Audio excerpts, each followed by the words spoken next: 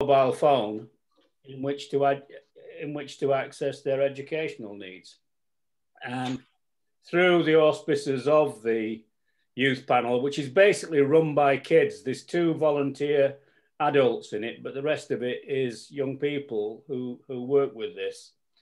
And they have a need for a couple of things. One is computers. So if anybody's got a computer or there's any computers around the place that can be rendered into a usable condition, they'll take them off your hands and they'll refurb them and they'll make them usable. Another thing that they've got is they have a contract with a company called Raspberry Pi. Some of you may have heard of Raspberry Pi. They have a place in the Grand Arcade. They have a shop in the Grand Arcade, and it's a Cambridge company. And they were talking to the guy who owns it got in touch with Philip to ask him what he was doing. And they can provide computers for kids for around about 60 quid, yeah, which is pretty good. They've clearly provided more computers than the government have provided. And the kind of things he's looking for is computers that are not being used or money to buy Raspberry Pis. Now, I asked him what the need was in Duxford, and it's quite difficult for him to find out because the schools are not there, so he hasn't been able to ask people in the schools. But he does work with Sawston. Sawston's one of the schools that he works with. And he said basically that he would estimate the need around Duxford to be about 10 computers. So I thought I'd bring it to your attention at this meeting to see what everybody feels about this. You know, how do you view this as an area of importance for kids during the COVID crisis? Yeah. The reason why we brought it to the meeting is because it may be that though the COVID support sort of dishes the money out, we thought for audit purposes, we thought we'd bring it to the meeting to see whether you think it's a good idea that we use some of that money to buy some computers for people in Duxford if they are required or not. So your views or anything on that sort of thing, really? How would we determine if they could be identified? I think it's a great idea. I don't know how we identify them, but if we could, I think it's a brilliant idea. He identifies them through schools usually, yeah. He has a list. He has a big list of people who apply for these things. And the idea is, I think originally the idea was that they'd put them out on a loan basis. Yeah. But that got overwhelmed by the number of applicants. Yeah. So the idea was to get really cheap computers that they can put out and they can actually give to people. But if there were 10 kids on that list for Duxford, then I can't he estimates it at about 10. Well, I can't think of better use of 6 quid. Computers. Yeah. Which would cost us 600 quid. Hold on, Gillian. You would be making a contribution. Yeah. Okay, that's fine. So if we agree that in principle that we can spend 60, say £6 or say £1,000 on computers for kids like that, then we can pass that on to the COVID team, and then we can look at some way where we can identify the people in Duxford that do need them.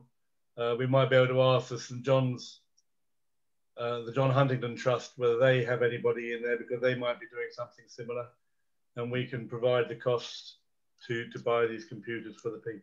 I don't think anybody's doing anything. I don't know, Peter, if you've come across this at county level, the application of computers. All right, he was only listening. Oh, right. Yeah, there is. So in my report, there's a link for what's it called? I'll cover it in a second. Cambridge Online. Yeah. Now that's money from the winter support grant, so it's only whatever £5,000. I say only £5,000, but that's £5,000 across South Cambs. But it might fill some of the gap. If they had 2 or 3 and you were looking for 10, then at least that would help you out. Yeah. Okay. Okay, so Probably we'll look into it further on that.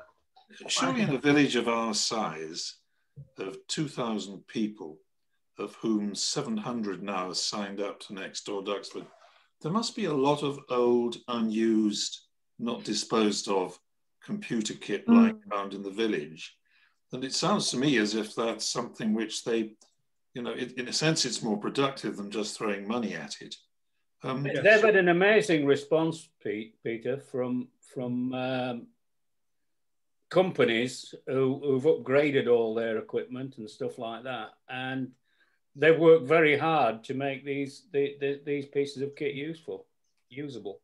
I've actually issued 5 computers to various people to help them out during this pandemic. Some of the old ones that I picked up from some of my customers. Yeah. But we will look into that. Thank you, Mike. Let's publicise it on Nextdoor, because if we know where to take them, yeah, I've got at least. Well, I'll put it on Nextdoor. Yeah. In fact, I'll put the report on Nextdoor as well, so that people. Good idea. Yeah, should do. Yeah. Okay. Great. Evening, Peter. Welcome to. Hello. I hope you had a good New Year. Indeed. Okay. Yes, I went to. I was planning to go to Madeira, and instead ended up in Felixstowe. Felixstowe. Because I couldn't go anywhere else. The life and soul of the country was down Felixstowe.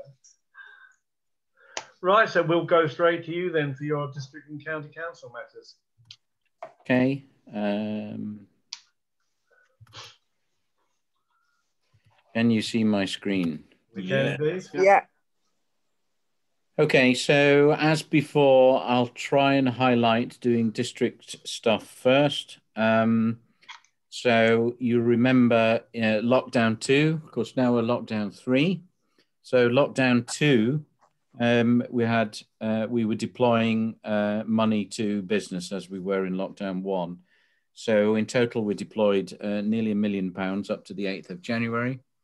The main point to make here is that there were the core grants that were issued, 870,000 from the district to businesses. We also have paid 21 pubs, and we paid 44 businesses hardship payments. Those funds still continue. There's 160 going through the system at the moment. So if, similar message before, if you've got businesses, including those who want to make hardship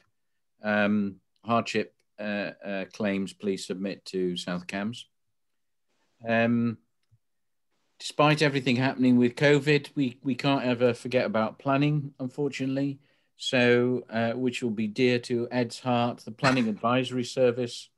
A report was commissioned to look at the functioning of the Planning Committee and to bring recommendations on how to improve it. So there's a joint member and officer group, and that's been established already. I think there's 6 members of that. And in the meantime, I know planning delegations for you, as in all parishes, are important. So now there's a monthly report in that link, which shows when the delegation meeting took place and what was the outcome of that delegation meeting.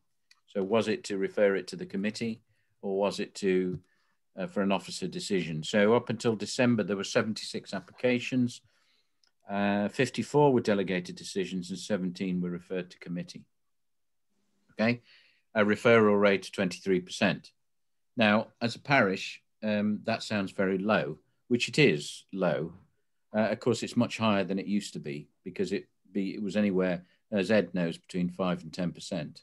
So I think they're on a bit of a journey here, and there's still some significant room for improvement, you could say, but at least they're trying to make it a transparent process. Winter support grants. So we have a £30,000 pot of money from the county to support local organisations. One of those is Mike, I think I just came in the end of conversation. So there's £5,000 from the district council via this organisation, Cambridge Online, for IT equipment. So I checked with them today. They haven't allocated it all. So there is money still there. So what I would be inclined to do is reference your IT discussion, is make an application here, and then whatever you don't get, then top it up locally. But this is available, and it's still available. I checked today. Okay.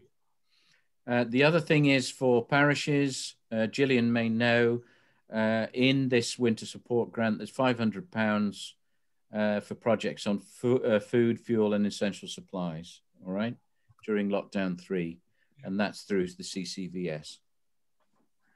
And I must thank you, all of you, Roy, but everybody, for the support in the meals at Christmas. There were 1,000 meals were given out to people in the community. Thacum, I won't cover unless you want me to. It's most concerned for Foxton and Sheppreth. A little thing called Brexit happened on December the 24th. You may have heard of it. We have a working group looking at that at the moment and what are the implications for business, because there are implications for business. As one of my businesses discovered today, that couldn't export something because they didn't have a, what is it, rule of origin certificate or something. So this will be a factor. I couldn't leave you without talking about COVID. Sorry, 1 second. So these are the statistics. Every time these statistics are published, they're out of date. So we have around 400 cases per 100,000. Those are old statistics. The statistics we saw today is falling about 5%. Okay, so it's early days, but there is some evidence that the case numbers are starting to fall. Now, of course, 400 per 100,000 is nearly 10 times what we had for 6 months of last year. So we really need to be, back at those kind of levels before we start to see light at the end of the tunnel. I think you know that Granta will start vaccinations tomorrow. And that's for category 1 and 2.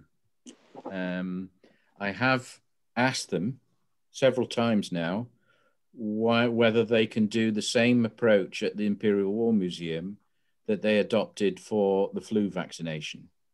And the answer is at the moment, no. Which I don't understand, because people have to wait 15 minutes after the vaccination. So I don't really get that, but anyway, that's what they're saying. Because it would seem to me, if you wanted to put 2/3 of South Cambridgeshire through a vaccination programme, you just set it up at the Imperial War Museum 24/7, and you vaccinate the whole of South Cambridgeshire in 4 days. Yep. But that's just me, probably be oversimplifying it. Seems logical. Yeah. Bit of oversimplification goes a long way. And then the last bit on my report is just a summary of the things, I won't go through it, that are open and closed in the county at the moment. Great. Questions? Anybody got any questions for Peter? Yeah, I've got one question, Peter, which goes back to the Cambridge Online. Have you got a person's name there? Yeah, it's Andrew. I mean, if you send the email to Cambridge on, or you can say it to Andrew at cambridgeonline.org.uk. Always easier if you go a name, I think. Yeah, Andrew, and he did reply to me tonight when I said, "Have you got any money left?" And he said yes. Okay. Because it's all very well applying, but there are criteria. They will ask you questions in the application. So, in other words, can you demonstrate that the child is in need and the father is not driving a Porsche or whatever? So they will ask you a couple of questions. What the circumstances of the children, but it's not particularly onerous. They won't go into massive detail. Well, one of the things we were discussing is our COVID support group. We have quite a lot of money. We've got about $7,000 in there.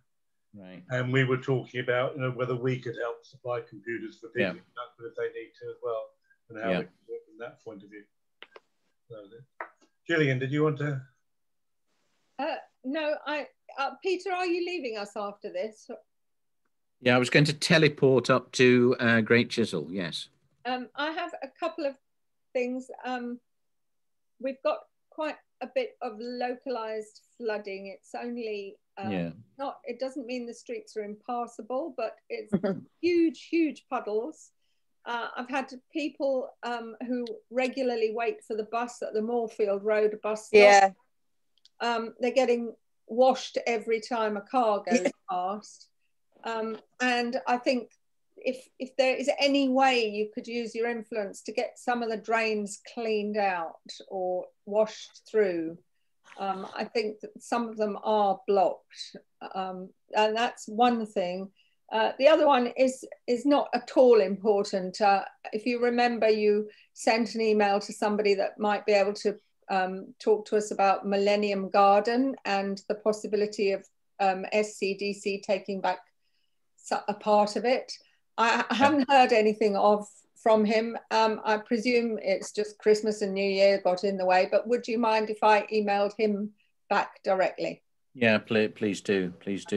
I mean, on the drains and the gullies, you won't be surprised to hear I've got about 10 cases I'm dealing with at the moment, and those are the most serious ones. So do send me photographs and locations. I will. So I'm dealing with a big one in Whittlesford and one in Ickleton at the moment. So the contractors, you've probably seen them with their big, the big truck. I had to get them to, because they come along and stick their big pipe and, think it's all done. And I had to stop them in Whittlesford. And I said, you haven't solved the problem because they've got the tree roots growing along the drainage. And that's the problem. So I got them to cut out all the tree roots and that solved the problem. And I suspect this is a problem elsewhere as well. The Moorfield Road one at the bottom there, when we had the guy coming down from highways, they have put a work order out for it because it is a collapsed drain. The actual road has collapsed on the drain, so it's not just blocked. So they've got to dig it all up and redo it. Okay. Yeah, well, the same in work order in for that. Yeah, so the same in Falmere, Roy. So often they have to put the camera down to see what the issue is, if it's a collapsed drain. There's a small lake forming just on Hinkston Road. Yes, I saw it today. It's enormous. Yeah. Is there a drain underneath it, Mike? Or is I don't know. I will find out. I can't see it at the moment. Okay. I will find out and let you know. Okay. But everything, unfortunately, is waterlogged at the moment. So as soon as you get any rain, it just... Yeah, and I drove down behind Huntsman just to see the height of the river, which is enormous. It is. It's huge. And last thing for me is that there's an active. Is Lisa on the call? No. So I will have a meeting shortly on the Duxford School rebuilding. Right. So I think the capital money has been agreed, but now we need to do the detailed plan for the rebuild. Talking about that, we were just discussing it earlier on about the pathway that goes through the school. Oh yeah.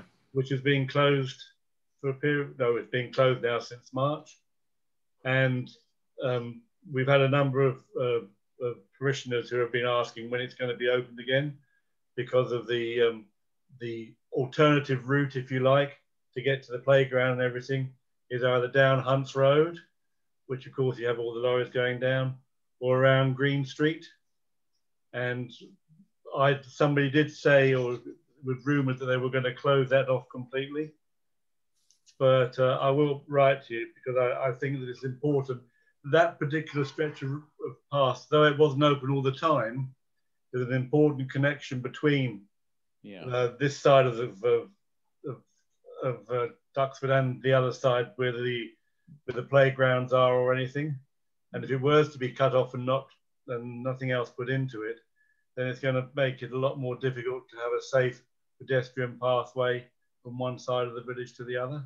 Yeah, it's now it's do send me a reminder, Roy. It's a good time to ask them now because they're just starting the planning process for the rebuild. I'll send you a diagram as well.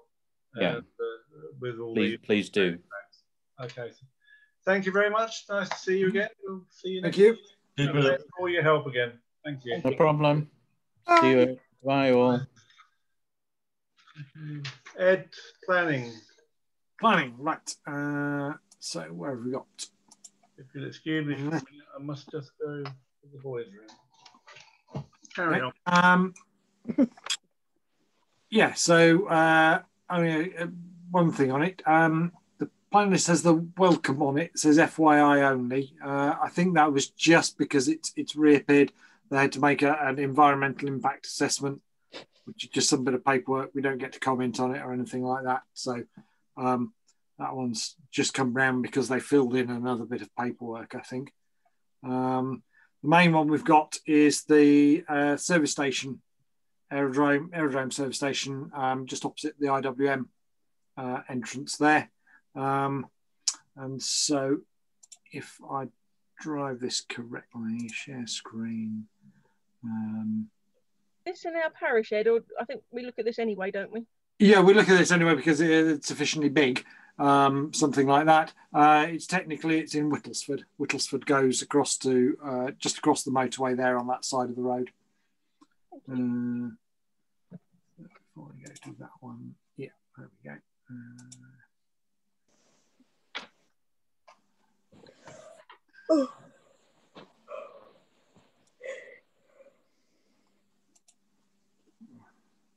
Share. Right, so that's what we have at the moment. So just on the very left there is the Royston Road, the 505. The M11 effectively is across the bottom here, some way down, and then it's and there's the canopy, the sales building, and the redundant bungalow, which then comes with quite a large garden behind it. Actually, doesn't it? Is it big? So yes, so if I go across to that, what they're wanting to do, see if I can make it fit. Does that work better? Yes, that's better. So the canopy would stay, but then they demolish the whole the building itself, where the cashier sits and the coffee machines and so on. Replace it with a much larger one. And then build over the garden to have a sort of jet wash and things, electric car charging things at the back there, and so on. But to give it a little bit of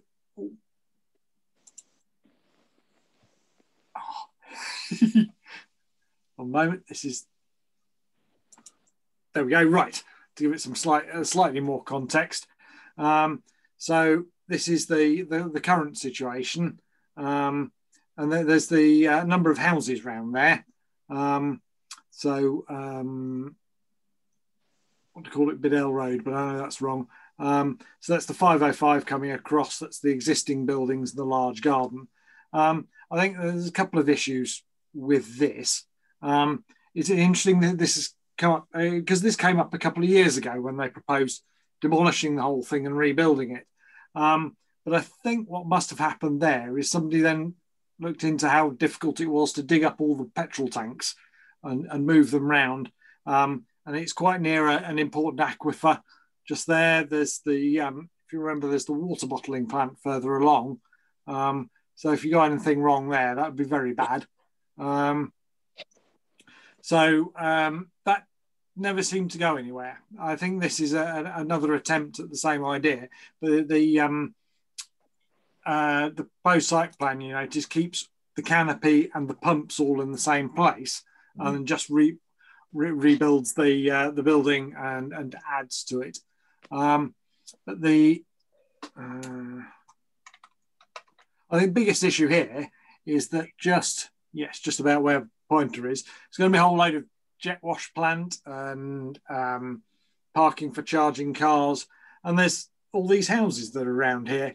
There's certainly a significant intrusion on their privacy and just noise at the middle of the night, sort of thing. People coming and going. So that's one area of concern for me. I think the other as well is that my observation of traffic going down the along the 505, wanting to turn into the garage there. There's quite a muddy puddle formed on the main IWM side where people, it is really, there's no provision in this, as far as I can tell, for a right turn lane in and a central island, which would make it significantly safer. So increasing the amount of traffic into the service station would just make that worse. So my recommendation is refusal on account of the loss of amenity to the surrounding properties, in noise and so on, and also the highway safety of the traffic turning right off the busy 505. Okay. Everybody agree with that? Yeah. Any comments? Yeah. Yeah. Okay. Okay. Yeah, we agree with that. Right, fine. So I'll just check my. So there's one, the Moorfield Road have had the appeal approved for their garage and house extension. Just a brilliant notification. And the last thing that comes in on correspondence, if I find this, there's something that came past us very suddenly just earlier this week, was an item from, it's actually something in Great Chesterford. They then said, would you like to comment on it? But you've got to do it by the 25th of January. So it came in too late to go in our agenda, and then they didn't give us any time to push it out to the next one. If I go back to, if I share, there we go, right. So this is a proposal for building 76 houses out to the, so there's the, if you go into Great Chesterford, and then the road running sort of diagonally through the middle here, it's better if I point there. This road is the Littlebury Road, and then goes round the back of Saffron Walden. This over here is some of the new relatively new development there, and this is the railway running down to London down here. And so this great field here, and stuff another 76 houses on. Outline planning permission went through last June, I think, in fact. And I just wanted to sort of discuss it with everybody and check that whether everybody's happy for just to leave our comments for this, really, because the outline planning has gone through, as we discovered with the extension sort of developments around. Once the outline planning has gone through, they never back down on the number of houses they want to build or anything like that. Ed, why are we being consulted on this? It's not in our area. No, it's actually because it's in Essex, and Ickleton got to comment on the outline planning, but for some reason suddenly the combined Cambridgeshire Planning Service felt we might want to as well. The original outline planning, it might have been worth us making a fuss about because of extra traffic and that sort of thing, because the cars from this, if they want to get to the M11, they'll come through Ickleton, Duxford, and up to the M11. Okay. But yes, I don't think there's any point in trying to do a great deal about it. Unfortunately, it's all a bit late now. Yeah. So as long as everybody's sort of, if anybody wants to complain individually, feel free. Yeah. To put some notes. We don't. They won't give us an extension, I don't think, to comment on it. And I'm afraid that, as we found with other things, the once the outline planning has gone through, we'll have precious little influence anyway. Looks like a done deal. Yeah, it is, unfortunately. So, okay. Unsurprisingly, Great and Little Chesterfords aren't impressed at all with the whole scheme. So, well, that's me. Okay, great. Yeah.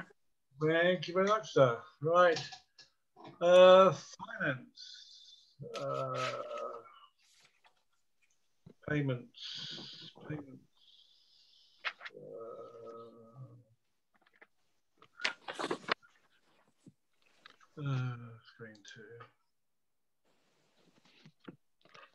2. Okay, payments, monthly financial list of payments that we need to do. The first one's Kapalk there, £75. Training. Oh, that was the training, was it? Not for the thing. Right, that's fine. Okay. Paul Watts, Western, he paid too much, so we transferred something back there. The normal buttons and what have you. Cambridge Acres annual membership. The database, cemetery database software annual license agreement. Green Acres maintenance. Oh, that's the one for Recreation ground. Recreation ground, what have you. Sarah Ashford, a blood planting SLCC annual membership. So these are the memberships that we were talking about earlier on in the, what's the name? Yeah. What was that, £12? Oh, I bought some fuel or something for the mower, for the gravel distribution. I bought a can of some petrol for it. And Clerk's duties, we happy for them to all be paid? Any comments, any questions? No? No. Everybody happy? Good, thank you. The old one, because the bottom of it isn't completed. Sorry? You've got an old version there because the bottom hasn't been completed. Oh, sorry. Yeah, Okay.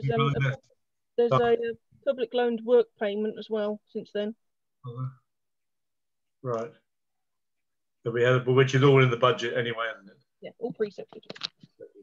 Okay, COVID. We made 2 payments. We gave the John Harrington Huntington's charity to the £2,000 that we agreed on. They're doing very well. They're doing a grand job for us. And the expenses there for printing getting the paper and printing the leaflet itself. Okay. Everybody happy with those? Yep. Yeah. Okay. Yep. Okay, we move on to our third quarter report. Everything's going ahead pretty much as it needs to. It's all very much in line. Audit fees, because we had to do an external audit this year, then that cost us £2,139. That's just for the external. Something came up there. It was me, sorry. I was you with it, okay. So we're going to have to pay those out again next year as well, but I'll put it in the budget for that. Everything else is pretty much online. Software support, that was actually been put in the wrong place on the database. So it's some of the support should have been on other parts, down in allotments and what have you, so it's still okay. Grants and donations paid, but we gave the grant to the school, so that's why we're up on that. Allotment rent, we got a little bit more rent than we decided. The clerk's time, we forgot to change, or we've got to agree to reduce our hours on the allotments at the last budget, now that we have the software in there. That's why it's showing more there, but in actual fact, it shows less in her salary, so that equals itself out. Okay. Brewery Field, all standard. We still got some maintenance stuff to pay out on that. Entry results, everything else came out of EMR. Slightly more income from the cemetery this year so far. Building costs, we're 29,877 is now the loan repayment we've done. So that's the last one for this year. One more. Yeah. So that's not too bad.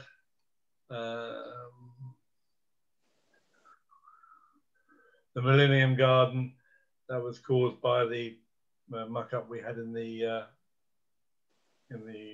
quotes we got. And that just about covers everything, I think. Duxford COVID, we've still got £8,000 in there. So £5,500 in there. Can I just check the Hingston Road contribution? Yeah. That's 870. We've still got to pay that, haven't we? We're still going to pay that. Well, they haven't sent us the bill yet, have they? Not quite, no. Hinton Road. Yes, Hingston. Yeah, I will get it changed. Yeah, yeah. They normally bill us at the beginning of April for that, so we've got to pay that. Any questions at all on that? No. No. No, really good. All right. Going on for that, we had our financial meeting earlier on, so I'd just like to, we could agree the precept increase from 95671 to 9949. That is a 4% increase.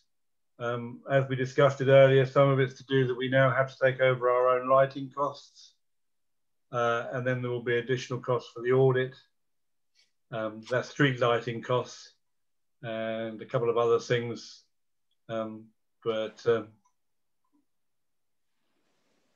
As this meeting's being recorded, can we agree with a show of hands when the screen is no longer shared, the precept 99,497 exactly. Okay. All right. Any other questions on that? I think we've dealt with all that at the finance meeting. Yep. Okay. So if we can have a show of hands on that, please, that we ask for an increase in the precept of 99497. Lovely. Thank you. Covered unanimously. Great. Thank you very much. District and streeting, road safety. So we finally managed to get a quote on the street lighting. We've got a 3-year quote, which is just under £6,000, which is about £2,000 a year. We've managed to not have to do it for the last 2 years with all our arguments and everything, so we've saved ourselves a bit.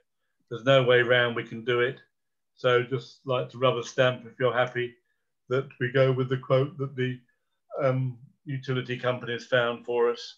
They found us the cheapest quote, and it comes in at just under £6,000.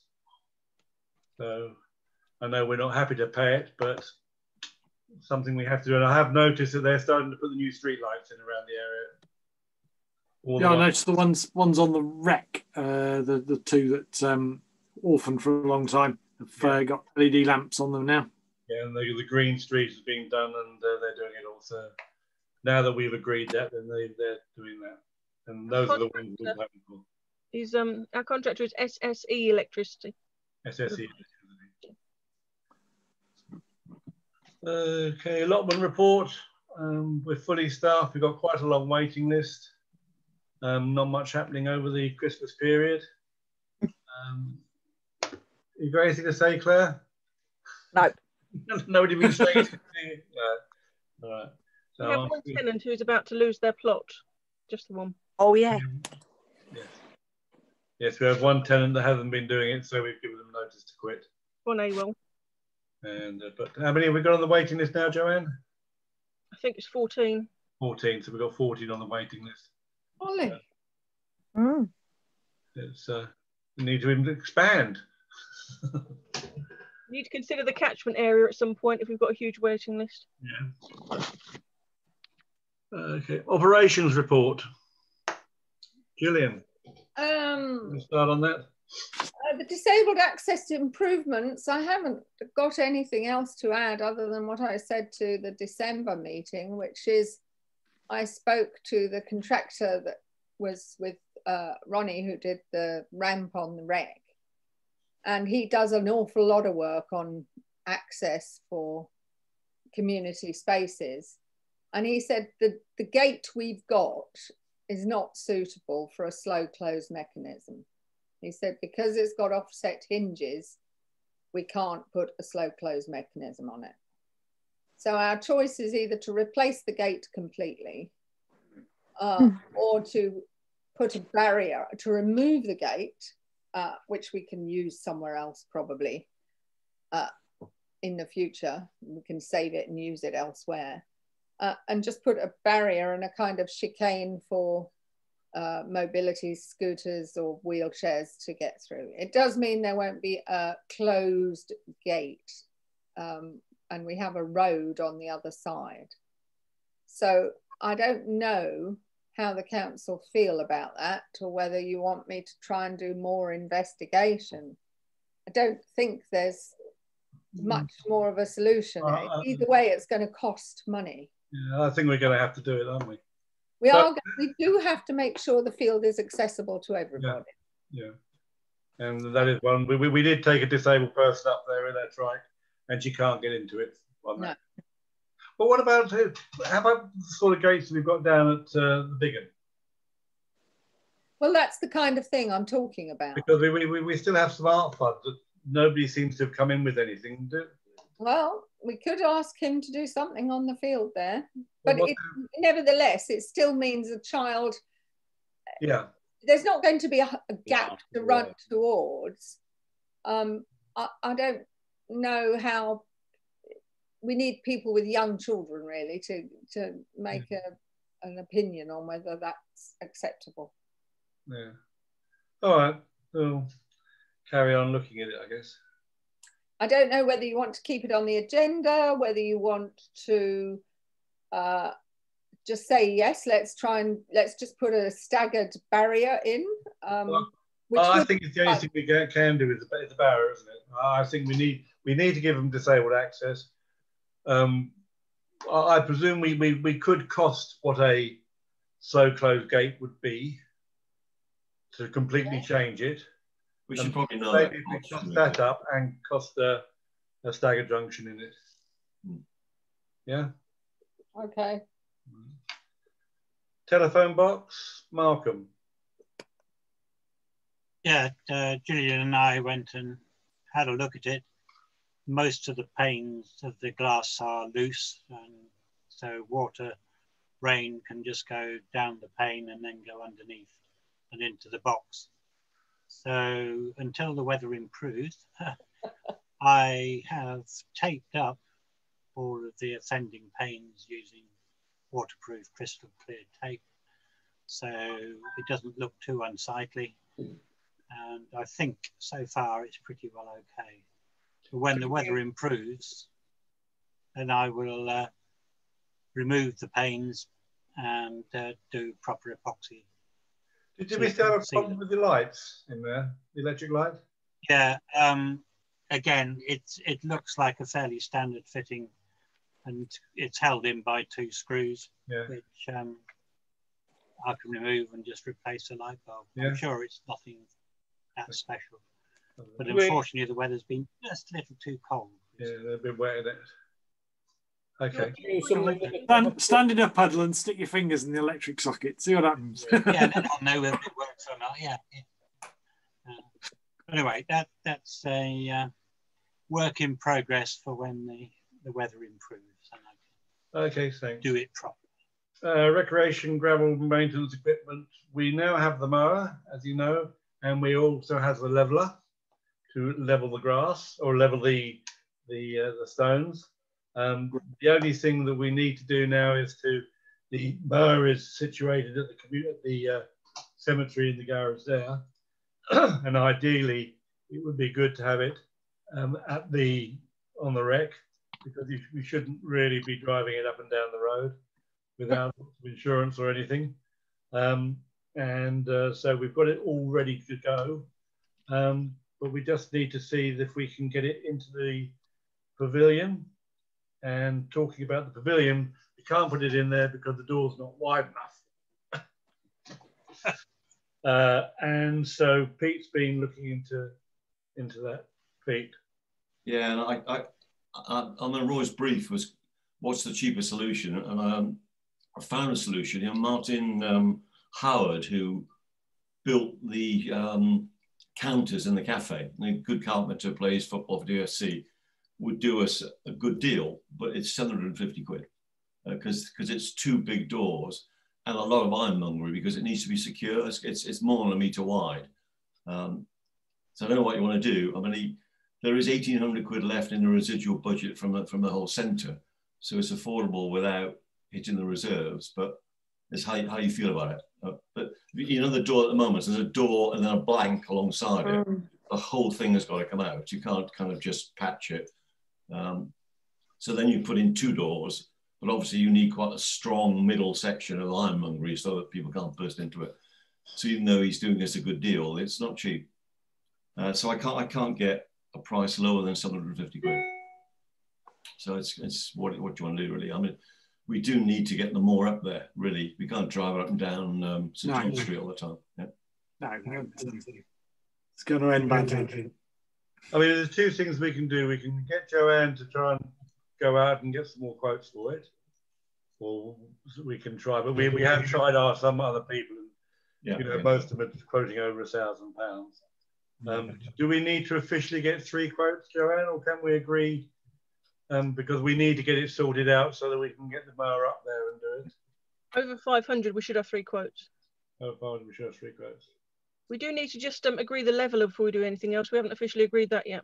All right. When we bought. So we bought a leveler, guys. I hope you don't mind to be able to do it. It's okay. We agree the cost with we got it cheap.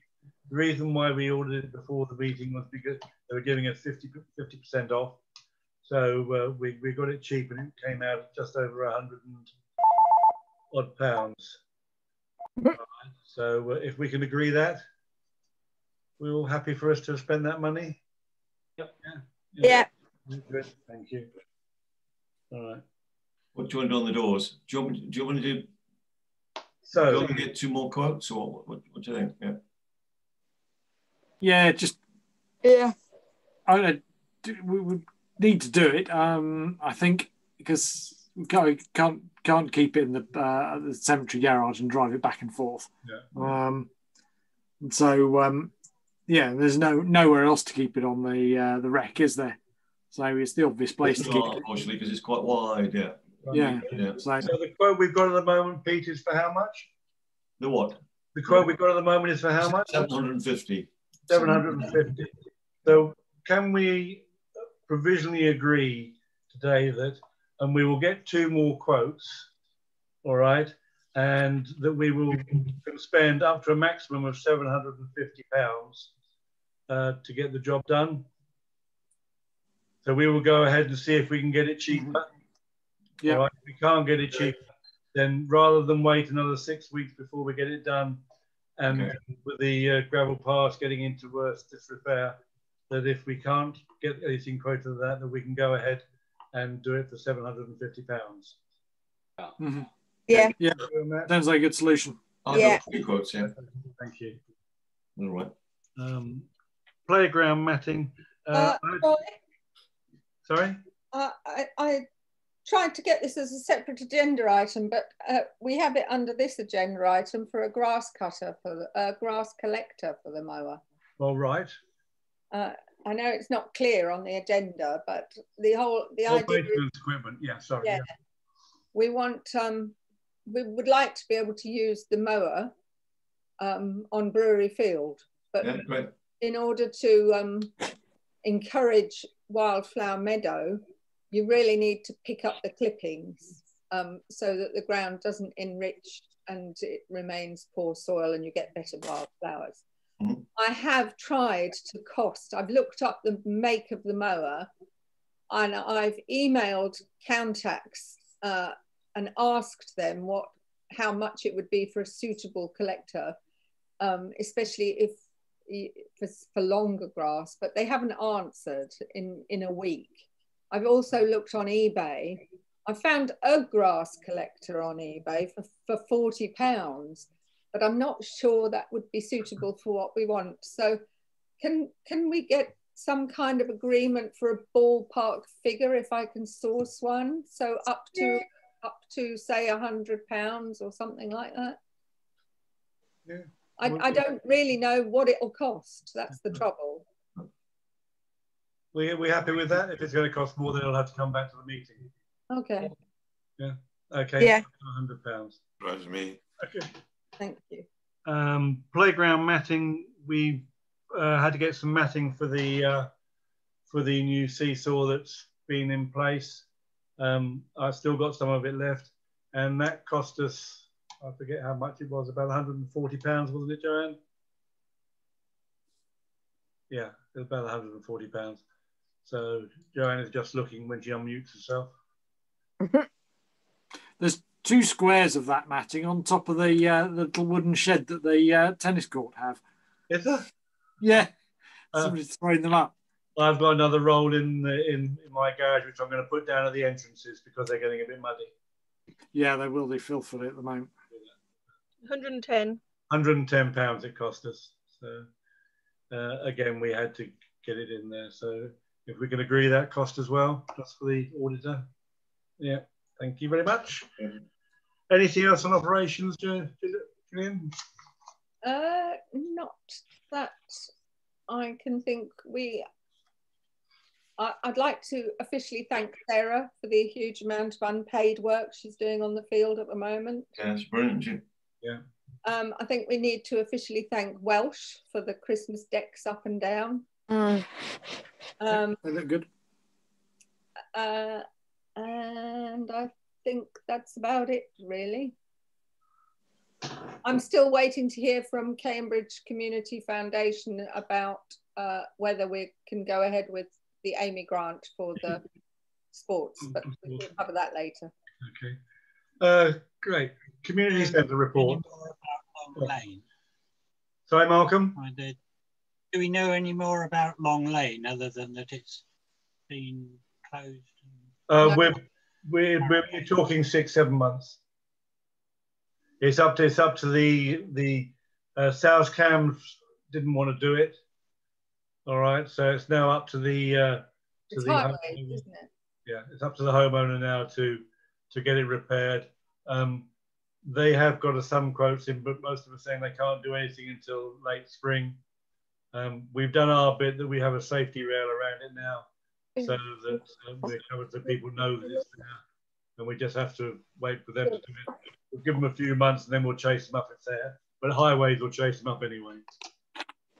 Oh, one more thing, sorry. I have put another report in on, report it on the Cambridge highways about the footpath on that I was talking to about with Mike from Duxford to Ickleton, where the farmer and the potato harvest have destroyed the footpath. Because there are signs up saying that were put up when it happened in October that said they are going to make it good, but nothing's been done. Mike has spoken to the farm manager. I will speak to him as well because I know him, but I haven't managed to get hold of him yet. But I put another report in on highways and I will forward that to you, which just references a previous report that is on there and also talks about the footpath on the other side nearer the railway line. So we'll hope to push it forward on a few fronts, that's all. Yeah. Lovely, thank you. Community Centre report, Pete. Yeah, two things really, but both quick. One is just, it won't surprise you, but all bookings for January have been cancelled, bar two things really. One is the post office stays open as long as Nick can staff it. And the other is there could be the odd kind of counselling meeting, which is allowed to continue because it's kind of educational and supportive. So there's bereavement counselling, there's youth offending counselling, there's a variety of different counselling meetings that can happen. And there are some bookings possibly in there for next week and the week after. But other than that, everything is cancelled, I'm afraid, until things change. That was the first thing. And the other was just, I shared some numbers with you yesterday, and my request is that you don't share the numbers generally in they're private, but really some quite encouraging early trading really from a community centre point of view. So the first months, if you like, up until the end of December, which is a good operation for September and October, completely closed in November and most of December, but it started late and finished early because of Christmas. So like under 3 months trading, but good numbers in hiring, and separately good numbers in cafe usage as well. So kind of good start. We opened without really having any real idea of what the support response might be. And I think on both fronts, really pleased. It does give us cautious optimism that when they ever get back to some normality, then the whole place should be genuinely viable, which is what we all wanted in the sense. So that's it. Lovely, thank you. Good. Youth Club grant request. We received a request from the Youth Club for a grant for storage at the community centre. Yeah, my own view of that is that we should carry it over because the Youth Club Lisa's not on the call, I think, actually. The youth club wants to buy space in the community centre on a permanent long-term basis, which would be like their room for their equipment, part for security, part for access, which, I mean, I think it's up to them to argue their case. And I don't think that one piece of paper does it. But until we make the bigger decisions of how we want to use the bulk of the money, to me, I don't think we can consider it anyway. I mean, that's one of the reasons why I wanted to start talking about what's the bigger project here. And I think to start spending money without knowing what the bigger sense is of whether to make a skate park or outdoor fitness equipment or shelters or wherever it is, that I don't think we're in a position to genuinely judge it, really, would be my view. So my recommendation would just be carry it over until, if you like, the broader use of the 106 money is more apparent. Okay, fine. Everybody agree with that? We carry it over. I mean, we do have some money. We do have some of their money still, don't we? The youth club money. Yeah, there's some ring fence funds as well, yes. Which may be more appropriate for this even. How much is that? How much is that, Ed? Because I mean, that's. I was looking at that earlier, about £4,500. Yeah. But when you say it's ring fence, do you mean it's their money or it's our money? And it's their money. Well, why don't we give it back to them? Yeah, when they want it. Yeah. that might solve that problem in that the official request that is on the agenda is a component of the 106 decision, which, as I just explained, is more complicated.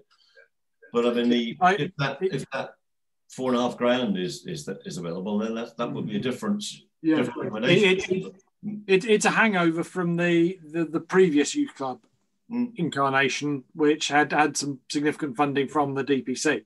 Right. And then when that failed, the money had already been allocated as precept and ring fenced, but then was never spent. Yeah. So that's why it's still set in our finances. Right. I'll talk to the group about that as well. Okay. What do we feel in principle about this issue of sort of selling timeshare on our new community centre? That doesn't seem quite in the spirit of the community centre. That's between the DCC and people use. My suggestion, Peter, was just if there is going to be a recommendation, let's have a look at it and then decide then. At the moment, we haven't got anything to discuss. I haven't really seen what the argument is for or against them in a sense yet. As I say, as an aspect of the 106 money, I think it's premature. But if it's around a separate pot of money, then that's a discussion. I guess I'll happily help, but Ed and Lisa should probably run with and come back to us with a proposal. Yeah, sure. I need to catch up on that. Okay. The teenage monies, we're still ongoing on that. I saw some of the stuff that you sent through today, Pete. Yeah, I wouldn't mind a bit. Have you got a few minutes? What time is it? Have you got just a few minutes? Because I'm struggling on it, almost because there's too much choice. And so I don't have a recommendation, but if there were emerging preferences that started to reduce some of the options, that would make coming to a recommendation that bit easier. I tried to lay out, I'm just trying to dig the document out. So to start with, there's plenty, before we get into the specifics, there's plenty of space on the rec, actually, and on Brewery Field as well. But on the rec, I think I shared that sketch, which is this 70 meters of land north of the pavilion, going north along the edge of Hunts Road up towards the school. So there's plenty of space within that 70 meters, about 20 meters wide, framed by the football pitch.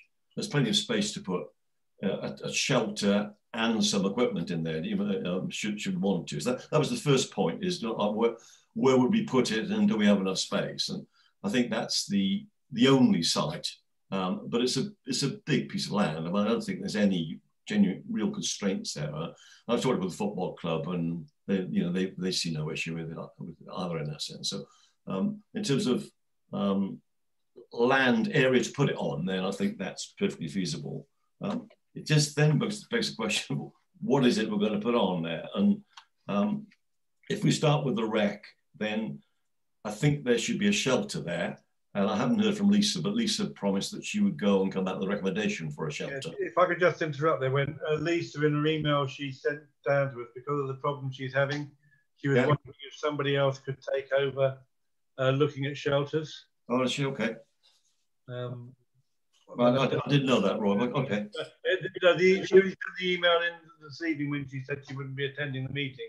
Yeah. And she just said, because of all the problems she's having with the preschool or with the X-Sub and everything, she asked if somebody else could look at that. Okay. Well, if we make some progress on the fitness stuff, then I don't mind picking up the shelters. But so if we kind of narrow the spec on the fitness stuff, then that would make that part a bit more efficient. So I'll pick up the shelters thing. So if you imagine leaving adjacent to the pavilion and going along Hunter Road going north, you'd have a pavilion of some sort and then some equipment. The pavilion I'll come back to. In terms of the equipment, I think there are two choices in steel, mechanical ones, and the one I shared with you is individual items. And there are a number of companies, and that you could have their top 6, and they're interactive, and some of them are 2 people together, so you're competing with each other. So you could have a set of equipment, or what might be more attractive was that big rig, if you saw the picture, which was a frame with, I think it was 16 different exercises all in this big frame, which is actually more sociable. I mean, you could have 6 or 7 people working this at different times. So you've got a choice there, which is, do we go for individual items or do we go for a big rig? So that was the first one. So shall I stop there for a moment before we worry about what we do, if anything, on the field? What do you have any preferences? Can you see an advantage for one or the other? Is there any? I'm struggling. Oh, thanks, Roy. That's the rig. Yeah. Yeah. I thought the big rig looked like it might fit better on Brewery Field. Whereas if you've got a strip, which we seem to have on the rec, yeah, the other one looks better for that because it's all separate items that you can have along the way. Mm.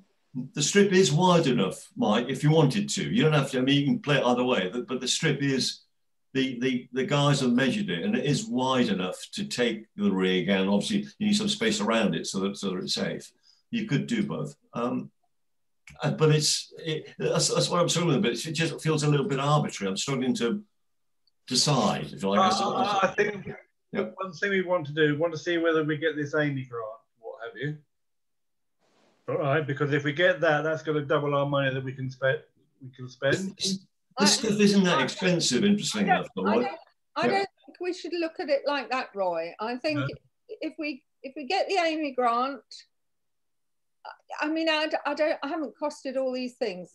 Well, I've got a few comments that I'd like to make. The first is my feeling for outdoor exercise equipment is that we should maybe start with a few units and see what the use is. Mm-hmm. Although I do quite like this big rig, but if I was going to vote for the big rig, it would be only for the recreation ground, because that's the sporty area. It's where you've got more young men, not just men, obviously, young people congregating for football and things like that. That's my view as well, yeah. And I think the big rig, and also for Brewery Field, I would tend to go with your choice, Pete, which would be to try to put wooden items on Brewery Field, because it's more rustic and it keeps into the country. Can you see these wooden items, or are you still seeing the other one? Yeah, still seeing the big rig. Still seeing the big rig. Show the wooden ones as well, Roy, if you would. That's one of the attachments. Just these things are not within a budget of 67,000 quid. The rig completely fitted with a few other components is like 19 or 20,000 pounds. Right. If you go to the top of this one, Roy, go to the top. So, and then right at the top. So, for example, the workout circuit. If you go to the Brewery Field and you go for wood, which is what Jen is suggesting, the choices there now whether you again have a fitness station, so you'd have what you're looking at, and then there's one beneath it, so you'd have a concentration. If you could scroll down, Roy. Oh, that's right. Yeah.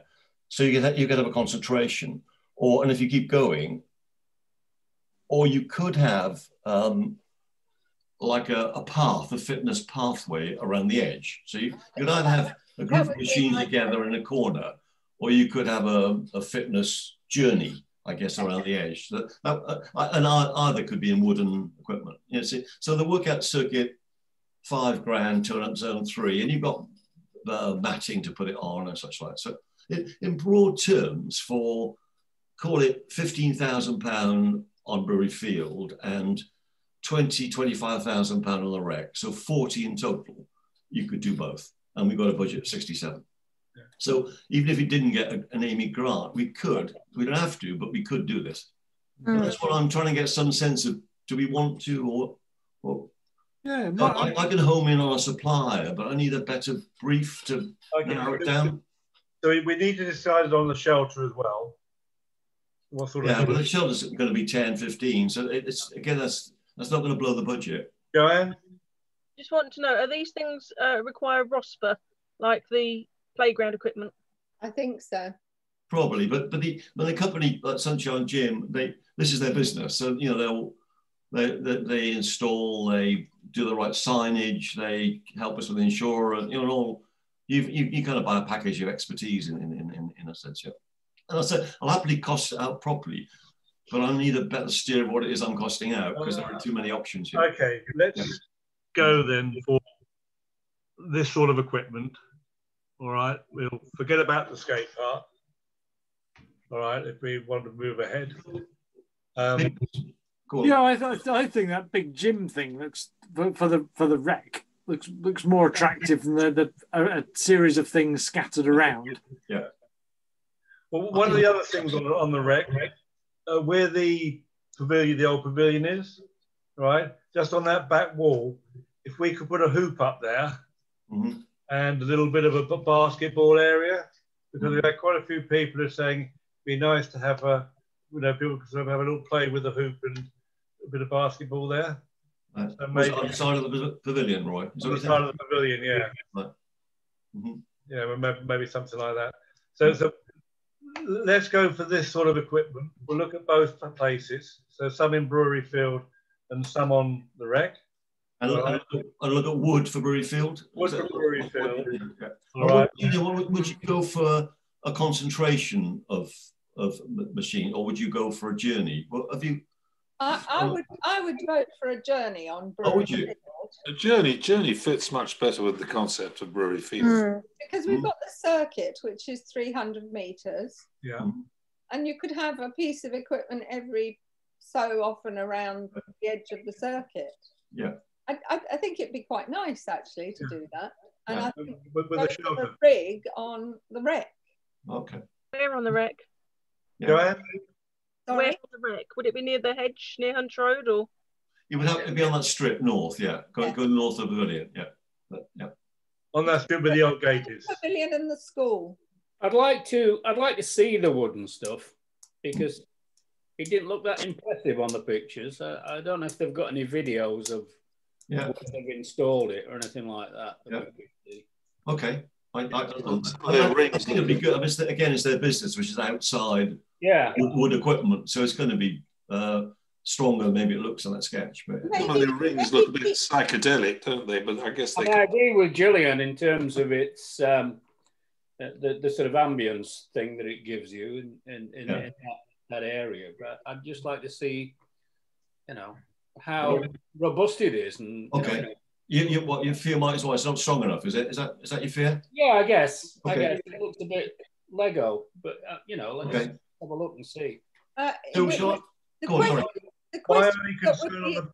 on. Go on, Gillian. I would ask how long they would be guaranteed for. Yeah. For like splinters and damage and things like that. And also, what if they provide maintenance? What sort of costs that maintenance might be? Okay.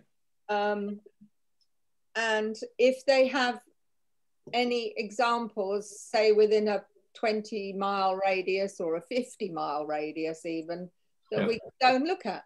Yeah, that'd be good. I've seen the metal stuff. because they've got it up at Triple. I don't know if anybody's seen that. Yeah. But there's a park up there where they've got the stuff, and that's but my only concern about the big rig, all right, it is for 15-year-olds and above, whereas really we want something there for sort of the teenagers, 12-year-olds and above. Yeah. Well, shall I see whether there's something that we can complement it with? Because there's be space in the big rig plus a few others, maybe. Yeah. We do need to have that the younger, the 12 to the 15-year-old, maybe with the shelter where we're going there, something smaller where they can laze around and do their things there. Okay. So shall I'll look at, so if I think big rig, but we need to complement something for younger kids. Yeah. Again, with big rig, I'd like to see one. Where's the nearest? It's the same principle, really. It would be good to have a look at one. Yeah, I think we should see it before we order anything. Yeah. And you're talking about kind of basketball on the end. The shelter is a separate consideration. I'll look at that. And then in Brewery Field, I'll go back to the two companies that specialise in wood and ask them to design a journey for us and answer the operational queries about maintenance and robustness and such like that.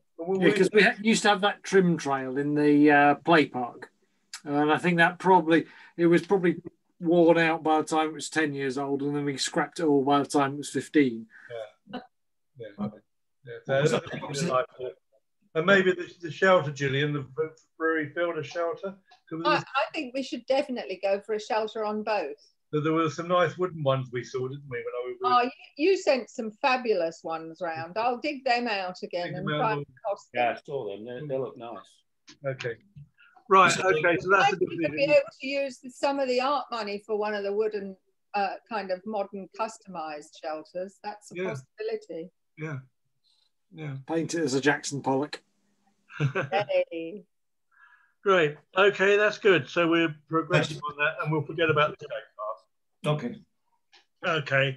The CAPS report. Nick's not here, so she can't do that. Claire, did Nick ever talk to you about that CAPAS thing about fraud? Whether you might participate with her as part of people to look into it?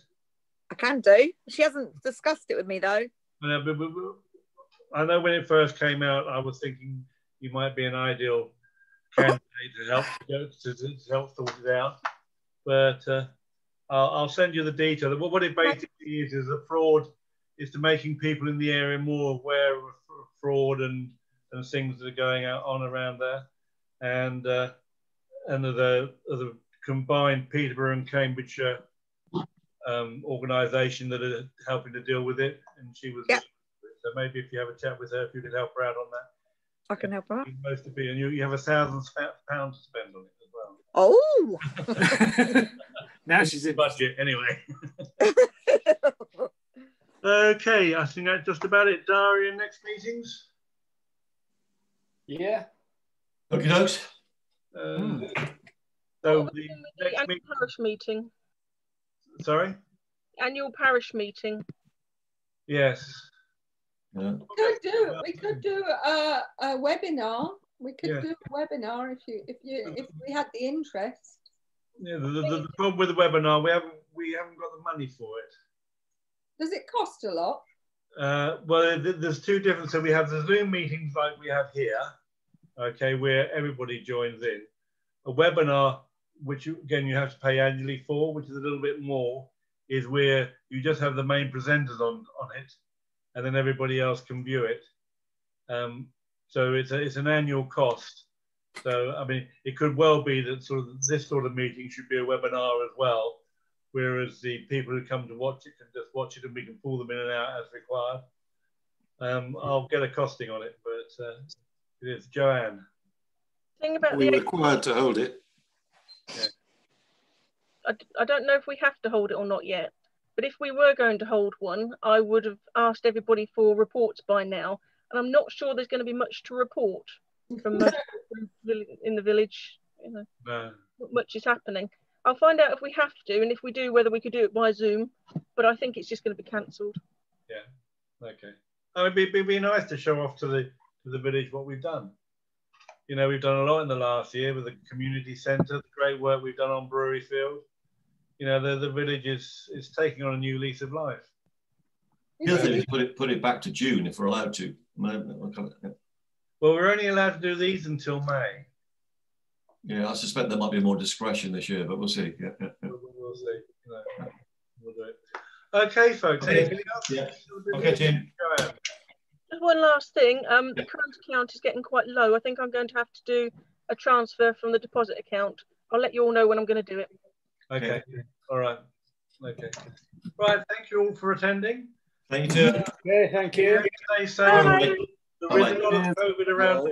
So stay safe, and we'll see you all soon. Cheers. Bye. Bye.